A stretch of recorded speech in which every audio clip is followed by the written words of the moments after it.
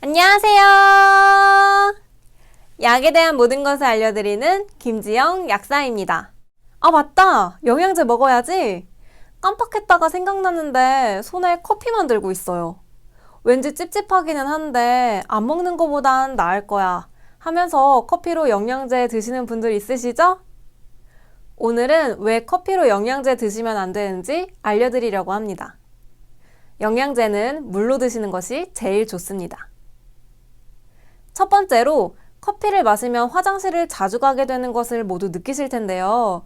카페인 때문에 이뇨작용이 촉진되기 때문입니다.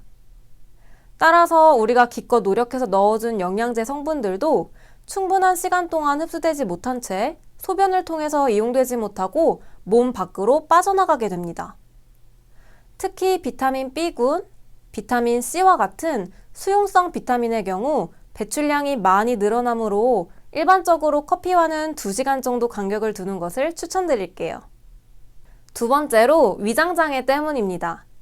영양제를 먹으면 위에 부담이 될 수 있는데 커피에 들은 카페인은 위산 분비를 촉진하고 하부식도 괄약근을 이완시켜 위산 역류를 일으켜 같이 먹을 경우 더 심한 위장장애를 유발할 수 있습니다.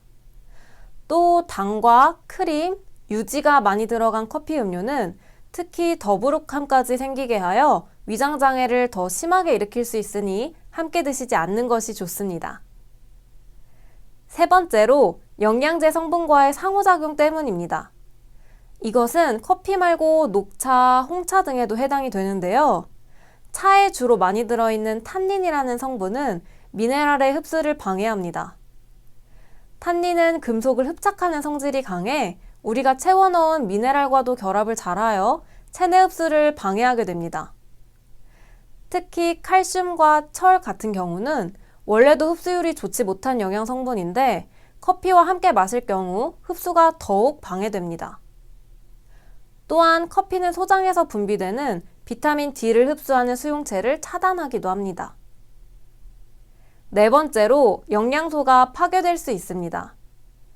특히 비타민 C 같은 수용성 비타민의 경우 열에 약한데요. 뜨거운 커피로 먹을 경우 영양소 파괴가 쉽게 일어날 수 있을 뿐만 아니라 높은 온도에서 알약이 퍼져버려 식도를 통해 내려가는 사이에 산으로 인해 식도에 자극까지 줄 수 있습니다.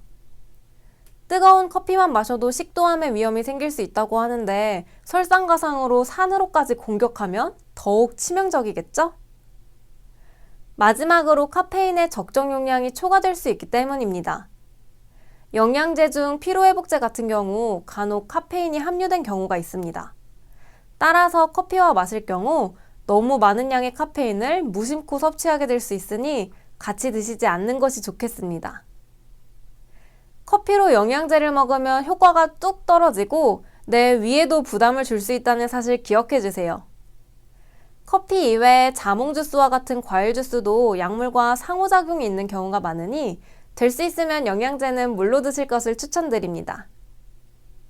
이상으로 김지영 약사였습니다. 오늘도 건강한 하루 되세요.